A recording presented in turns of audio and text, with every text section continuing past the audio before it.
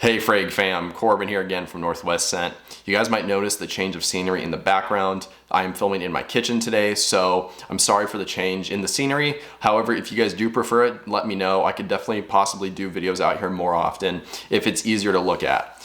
Now, as far as the contents of the video itself, we are going to be doing an unboxing and first impressions. I think this is my third unboxing first impression video I've done. And as far as the fragrances go, we have one hype monster that is extremely hard to find here in North America. Luckily, I was able to snag it, and it's from Fragrance Buy, so that might give away what it is. I do also have two other fragrances that are not hard to find, but they're less talked about. I don't see them get mentioned a ton, but I've been interested in trying both of them since I first heard about them and what they're all about. So if you guys want to stick around and check out my first impressions for these three fragrances, please stay tuned. But first, let's roll that intro.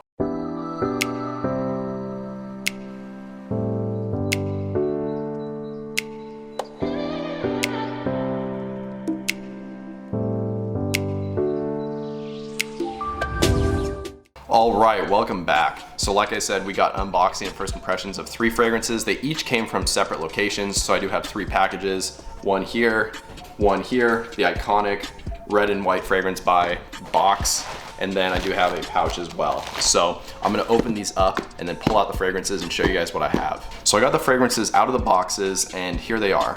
So the first one is from Bottega Veneta, and it is Pour Homme Extreme. Now you'll see it is opened up and the box is a little dinged up. Not quite what I was expecting, but I was told it was already opened, although the bottle itself is supposed to be new. So even though it's missing the cellophane, I have not sprayed it yet or tested it, I promise. The next one, which is in cellophane, it's La Musk and La Peau. I want to say that's how you pronounce it. I'm not positive, but I've heard this is a really good musk-centric fragrance, so I'm hyped to try this one. I've only seen a few reviews, but all of them have said this thing smells amazing. So that's gonna be a great one. And then finally, we got the hype monster I was talking about from earlier. This one is from Fragrance Buy, so can you guys guess which fragrance it is? It is SonyATV Noir Hombre. Now the packaging on this looks fantastic, and one thing that stood out to me when I opened it up is, look at it next to my head. This is a huge box. It's literally twice the size of the other fragrances from SonyATV, like even the same size bottles. So it's a huge box, but it feels really nice and high quality. So let's get these opened up and start testing.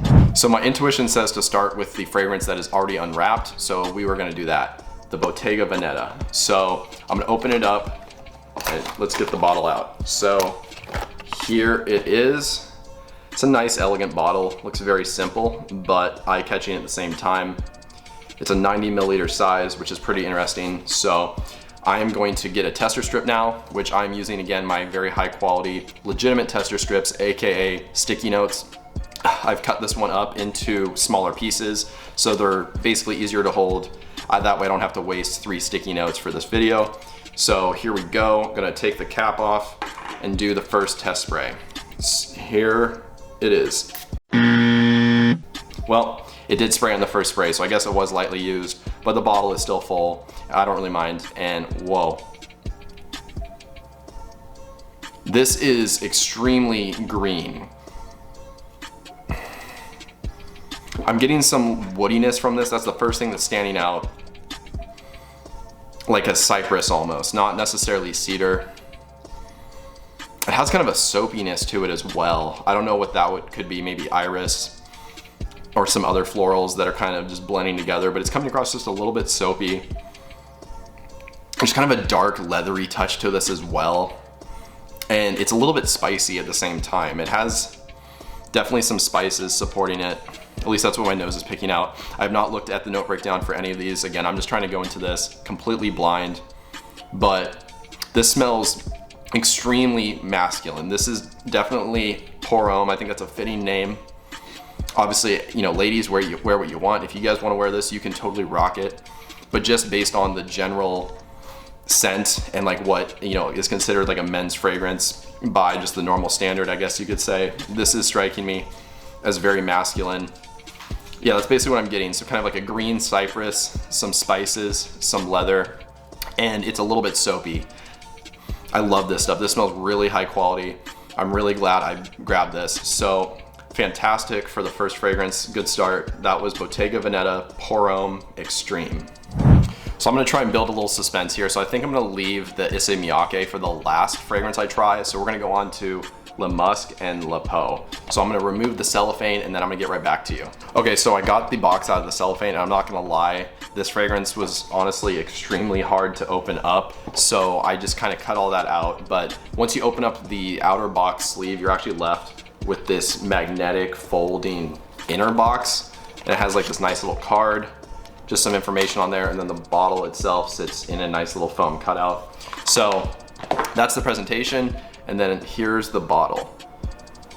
Very simple again, just like the previous fragrance. Nothing too crazy going on with the bottle design, but what matters most is the juice. So I'm going to get another one of my tester strips here, and we're gonna do our first spray. So this one should be unsprayed. Yep, okay. I'm gonna let it cool down just for a second. Okay, so it's just sat for a second. Now we're gonna try it. This has a very kind of light, airy effect to it. I'm getting a little bit of a light musk. Like I said, it's very light and airy, kind of aldehydic in a way. There's a little bit of sweetness going on too, but I don't really know what to attribute that to. It's got a nice little creaminess to it as well, almost like, and woodiness, so like sandalwood, I would say. It is kind of light, so it's not something that's gonna be pushing out and doing a ton. Honestly, I am a little bit underwhelmed just based on the reviews that I have seen for this fragrance. I was maybe expecting just a little bit more, but it certainly does smell great still. This seems like a fragrance you're really gonna need to wear on your skin just to kind of get the full effect. It's just kind of falling a little bit flat on the tester strip, so I'm definitely gonna have to wear this fragrance a lot more to see what it's like. But like I said, just kind of what I'm getting from it right now is, again, it is definitely a little bit musky, very aldehydic, kind of airy, a little bit sweet, and then a little bit woody and creamy as well. So again, the second fragrance I checked out was Le Musk and Le Peau. All right, finally, we're at the last fragrance, which is, again, Noir Hombre from Issey Miyake. So just like the previous fragrance, I'm gonna remove the cellophane and then I will be right back. Okay, so I got the cellophane removed and then I got the bottle out of the box, and here it is. So it looks like your normal Issey Miyake bottle for the 100 milliliter size, but the difference here is the box. The presentation on this thing is crazy nice. So it's this thick cardboard box, you know, it's very hard. And then you have this nice slide out inner piece with a foam cutout for the bottle to actually sit in, which is a lot different than you see with other Issey Miyakes. All the other ones I've owned, they have just a cheap, thin cardboard box where you just open it from the top. So the presentation on this is fantastic. Now we're gonna have to try the juice and see if it's better than the rest of them. So gonna get the cap off. They're always pretty sturdy, these Issey Miyake bottles, as far as the caps go. So anyway, here we go.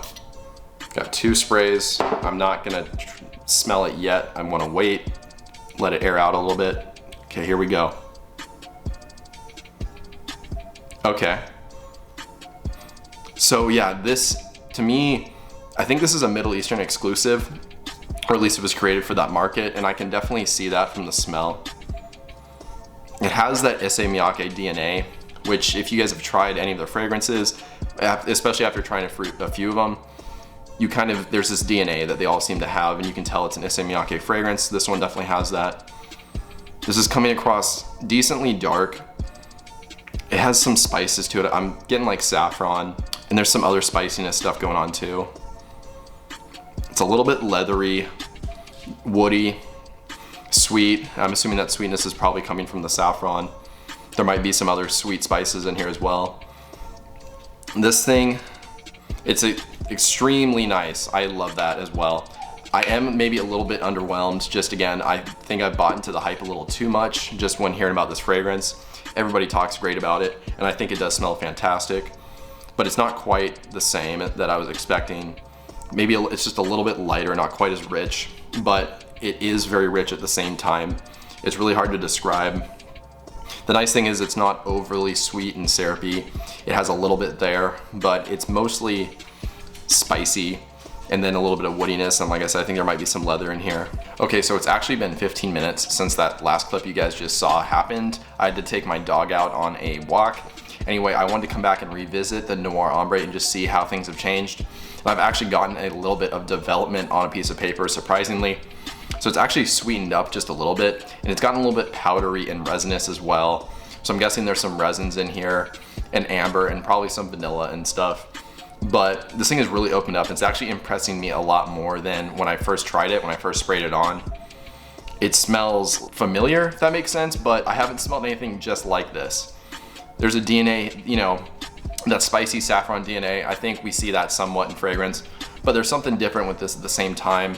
I actually am really impressed by this, and if you can buy this from Fragrance Buy, I think it runs about $72 US, and for that price, I mean, this thing is a steal in my opinion. The quality here is amazing. It smells really high quality, dare I say niche quality, but to me now it smells a lot better. I'm really enjoying this, so I think that was a fantastic pickup. In all, I actually did enjoy trying these fragrances quite a bit. They were all great pickups in my opinion. For me, just based on my personal taste, based on these first impressions, I think the Bottega Veneta was probably my favorite, followed up right here by the Noir Hombre, really close second. Great fragrances. Like I said earlier, I'm gonna have to revisit the Le Musk and Le Peau and actually try it on my skin and see if I get more out of it by actually wearing it. But all in all, this was a great fragrance haul, and I enjoyed these first impressions. If you guys enjoyed this video, I would really appreciate dropping a like just to show your support, and then that way more people can see my videos on YouTube. And if you haven't already, if you guys want to write a comment or something, just let me know your thoughts, as well as some new video ideas and topics. That would be great too. And since you're down there doing all that stuff, if you're not subscribed yet, that would be great if you guys could subscribe and then hit the bell notification. That way you guys can stay up to date on new videos whenever they get released going forward. But with all that out of the way, that's all I really have for you guys today. So I hope you have a good one. Stay healthy, stay wealthy, and smell great.